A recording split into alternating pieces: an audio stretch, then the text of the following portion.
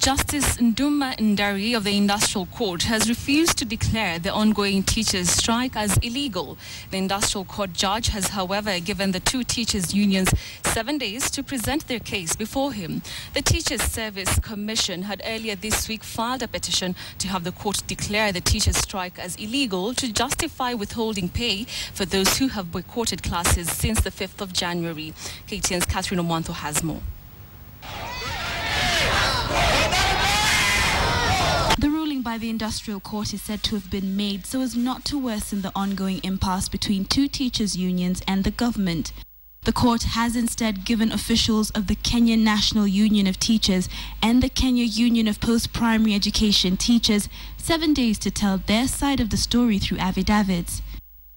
The question now is, will this improve the situation or will it remain the same? Because the Cabinet Secretary for Education, Professor Jacob Kaimenyi, insists that there is no money to give no matter how much union leaders dig in their heels. All these allowances and their salaries, they demanded the cost of 726 billion. That is, we are saying about 0.7 trillion. Which is more or less really like last year's national budget, in all fairness. Again, where will that money come from? What you are offering in terms of, because what we offered, for example, leave allowance, which was not there before. If you look at the cost of all this, it translates into 9.3 billion.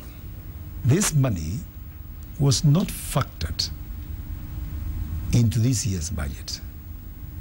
And therefore, if you got to be pragmatic, you would expect that we shall address this problem in next year's budget.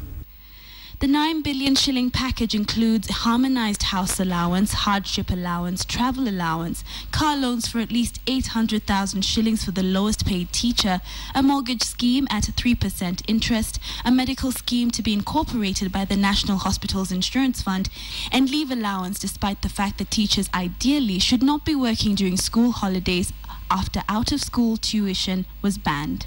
According to Kaimenyi, the government has met most of the union's demands. The only contentious issue is the basic salary increment. You know, the NAT has been insisting a CBA must have a salary component. That is not true. A CBA can be negotiated even for one item, and it is a CBA. So again, we decided we shall treat them like other public servants. And you hear me insisting all the time, public servants. There has been this thinking that teachers are not public servants. They are. You are prepared to respect the mandate of TSC, who is the employer. But you are saying SRC has no business. Yet, constitutionally, it is a body mandated to determine whether what you are requesting in comparison with others, one, is it in harmony? Two, is it sustainable? There are those who say that the teachers have gotten a raw deal. When state officers demand for a salary or allowance increment, it is implemented almost immediately. However, when it comes to teachers, the government plays this endless game of tug-of-war. So that you appreciate this. Because sometimes we give an impression that the government has not been proactive. Yet we've been very proactive.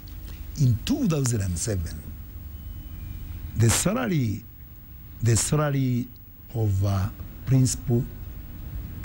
chief principal of a secondary school was roughly that 35 or that 6,000 shillings. Today, the minimum salary is over 109,000. That's an increase of 83%. 5 days of empty classrooms is making everyone edgy, including members of parliament. Whereas the government is still having its position that it's not having enough money, the unions needs to be humane, needs to be considerate in negotiations and demands. Since this is our country, and we should not actually be a striking nation.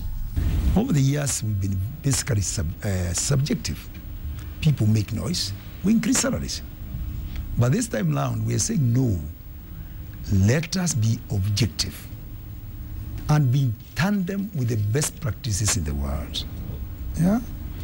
And therefore, what we intend to do is to do that job evaluation in the next, hopefully in the next 80 months.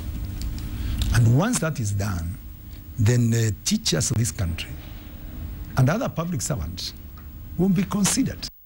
As of the 5th of January, students and pupils of public schools have not been attending school, yet students and pupils of private schools have, putting those at public schools at a great disadvantage, especially if this impasse continues. Now, it's up to the government and the unions to think beyond themselves and about those in public schools. Catherine Omwando, KTN, Nairobi.